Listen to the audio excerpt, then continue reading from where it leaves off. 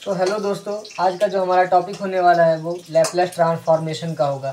तो हम देखेंगे आज के लेक्चर में कि लैपलेस ट्रांसफॉर्मेशन क्या होता है और लैपलेस ट्रांसफॉर्मेशन हम निकालते कैसे हैं और हमारा लैपलेस ट्रांसफॉर्मेशन का यूज़ क्यों किया जाता है। तो हम यहाँ पे पहले देखते हैं अपना डेफिनेशन कि लैपलेस ट्रांसफॉर्मेशन का डेफिनेशन क्या होता है।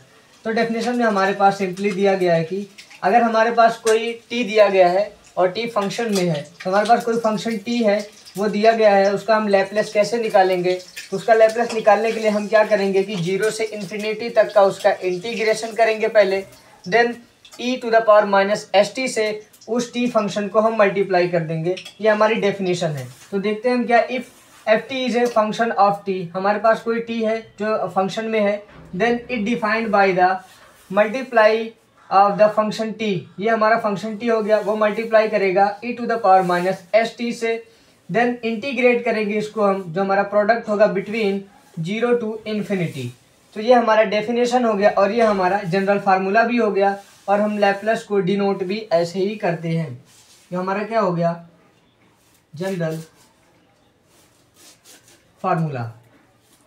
जनरल फार्मूला हमारे पास क्या है, Laplace of function t is equal to 0 to infinity integration e to the power minus s t multiply with function t। ये हमारा हो गया जनरल फार्मूला। तो यहाँ इसको हम अप्लाई कहाँ पे करते हैं, इसको हम बेसिकली अप्लाई करते हैं अपने डिफरेंशियल इक्वेशन को सॉल्व करने के लिए, क्योंकि डिफरेंशियल इक्वेशन को अगर हम बिना लैपलेस के सॉल्व करेंगे तो ये एक हमारा लेंथी प्रोसेस होता है। बट जब हम अपना लैपलेस ट्रांसफॉर्मेशन का यूज़ कर देते हैं या लैपलेस लगा देते हैं तो हमारा क्या होता है, ये इजीली सॉल्व हो जाता है। इसको सॉल्व कैसे करते हैं, पहले हमारे पास जैसे कोई वैल्यू दी गई है लैपलेस ऑफ फंक्शन टी, इस फंक्शन टी को पहले हम क्या करेंगे, अपना चेंज कर लेंगे हम फंक्शन एस में, जो कि हमारा कॉम्प्लेक्स वेरिएबल कहलाता है। इस रियल वेरिएबल को हम कॉम्प्लेक्स वेरिएबल में चेंज कर लेंगे।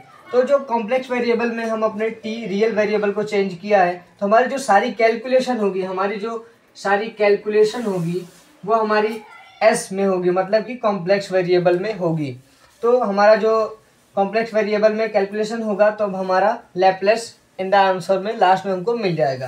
तो फिर अगर हम चाहते हैं कि इस कॉम्प्लेक्स वेरिएबल को अगेन हम अपने रियल वेरिएबल में लाए, मतलब टी फॉर्म में लाए, एस फॉर्म को, तो इसमें हम क्या कर देंगे, एल का इन्वर्स कर देंगे। The inverse Laplace of function s is equal to function t, हम इन्वर्स कर देंगे। तो हमारा जो ये कॉम्प्लेक्स वेरिएबल है, कॉम्प्लेक्स वेरिएबल को हम फिर से चेंज कर देंगे अपने रियल वेरिएबल में।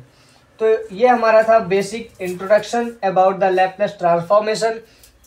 तो हम देखते हैं कि लैपलेस ट्रांसफॉर्मेशन में हम कुछ बेसिक फार्मूला यूज़ करते हैं। अब उसका यूज़ कहाँ पे करते हैं, कैसे करते हैं, तो हमारे पास ये 7 फार्मूला दिया गया है जो कि बेसिकली हम लैपलेस ट्रांसफॉर्मेशन में यूज़ करेंगे।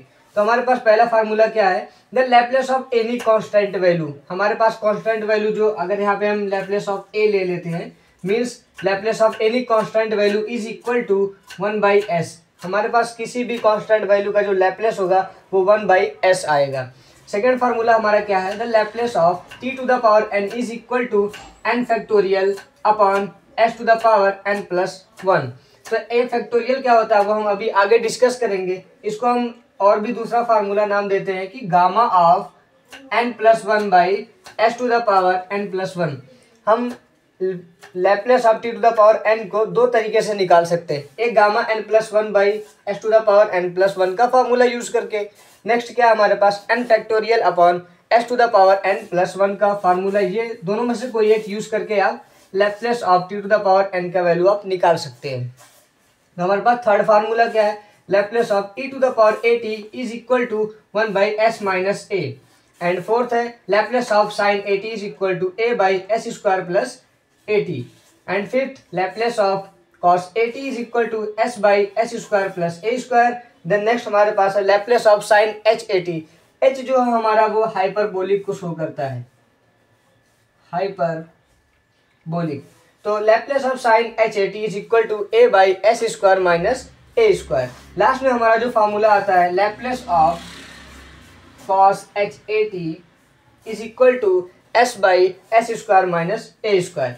तो ये हमारे पास 7 फार्मूला, बेसिक फार्मूला है जो हम लैपलेस ट्रांसफॉर्मेशन को निकालने के लिए यूज़ करेंगे। तो ये हमारा इंट्रोडक्टरी पार्ट था। तो हम नेक्स्ट देखते हैं कि अपना क्वेश्चन हम कैसे इस लैपलेस फार्मूले के यूज से अपना क्वेश्चन को हम सॉल्व करते हैं।